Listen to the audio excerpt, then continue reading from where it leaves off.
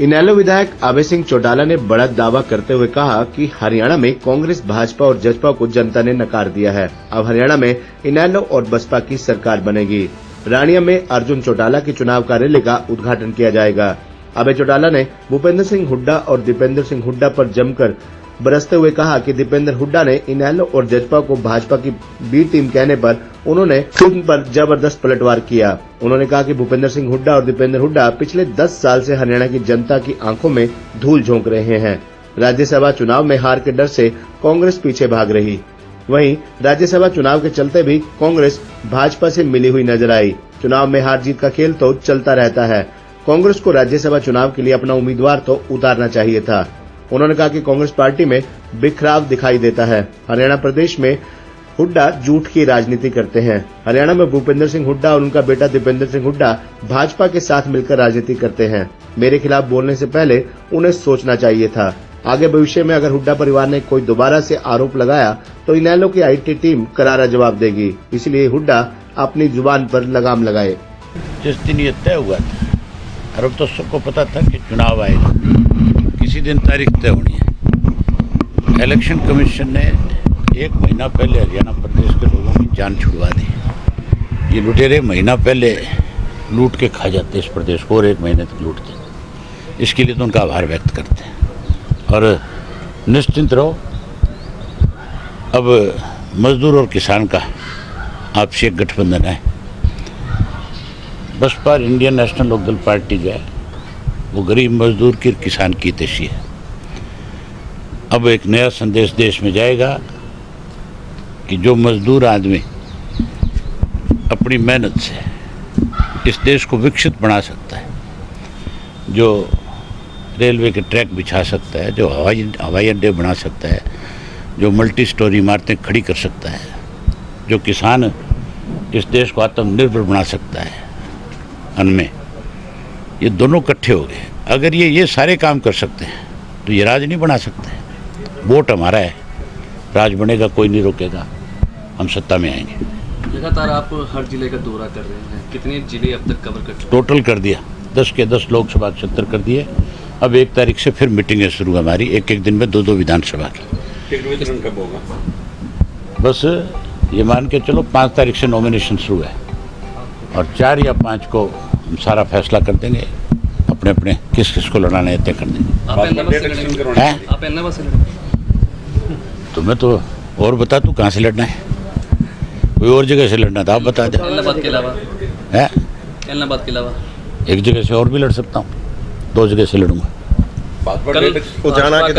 ये हमारी पार्टी के लोग फैसला करेंगे कि मुझे दूसरी किस जगह से लड़ना है। जो वो फैसला करेंगे वो स्वीकार होगा मुझे। कल चुनाव कार्यालय का उद्घाटन भी है। हाँ, कल अर्जुन के रानिया का जो हमारा दफ्तर बनेगा उसका उद्घाटन है।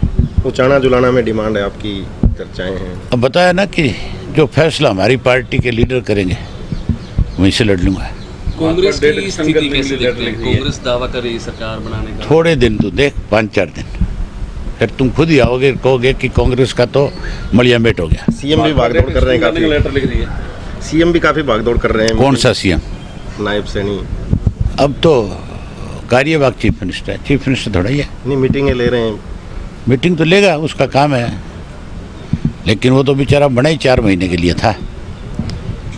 चुनाव आयोग को आपके द्वारा भी चिट्ठी लिखी गई है INVT की तरफ से? मैंने चिट्ठी दी, मैंने एक मेल करी है उनको कि आपको चुनाव की तारीख तय करने से पहले ये देखना चाहिए था कि 5 छुट्टियां हैं और 5 छुट्टियों का मतलब बहुत सारे लोग जो हैं बच्चों के साथ घूमने निकल जाएंगे।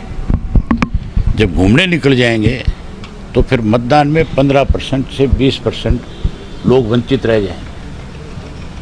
एक तरफ तो कहते हो कि ज़्यादा से ज़्यादा मतदान हो, हर आदमी को ये राइट हो कि वो अपना वोट डाल करके किसी को अपना नुमाइंदा चुने, अपनी सरकार बनाए, अपने किसके समर्थन में वोट डालें। दूसरी तरफ आप उन मतदाताओं को वोट डालने से वंचित करें।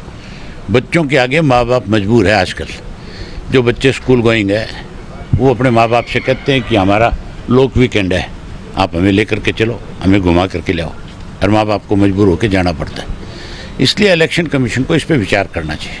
ठीक, कितना डिले आगे होना चाहिए? इसमें उसने दीपेंद्र ने एक बयान दिया था, उसने कहा था कि जजपा और INLD दोनों बीजेपी की बी टीम है। उससे पूछना भी तेरा बाप और तुम दोनों के दोनों जो हो, आज से नहीं पिछले 10 साल से लगातार लोगों के आंख में धूल झोंकते हो, झूठ बोलते हो सारा दिन।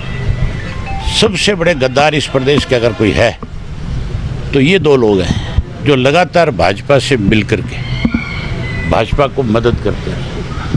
ये कितने उदाहरण हैं इनके खिलाफ ऐसे। उनको हमारे खिलाफ, मेरे खिलाफ पर्टिकुलर कुछ बोलने से पहले सोचना चाहिए। अगर उसकी इसी तरह की भाषा रही तो मेरे जो IT सेल वाले वो ऐसा करारा जवाब देंगे कि आइंदा बहुत सोचना पड़ेगा कि किसके खिलाफ क्या बकवास कर रहा है, क्या बोल रहे हैं। अपनी जवान पे लगाम रखे। मैं आपकी तरह उसको इस बात का संदेश भेजना चाहता हूँ ट्वीट करके कि अपनी औकात में रह करके बात करें। किसी के ऊपर इल्ज़ाम लगाने से पहले गहराई तक जा करके देखो। मेरा रिकॉर्ड देखो विधानसभा का, विधानसभा के बाहर का, जितना विरोध मैंने किया इस बीजेपी का, तुम तो कहीं खड़े नजर ही नहीं आए। तुम तो बीजेपी के दल्ले बन के रहे हो। राज्यसभा चुनाव से कांग्रेस ट्वीट करके ये क्या मान के चलेगी? ये मिले नहीं है, इससे ज़्यादा बड़ी मिलावट और क्या होगी।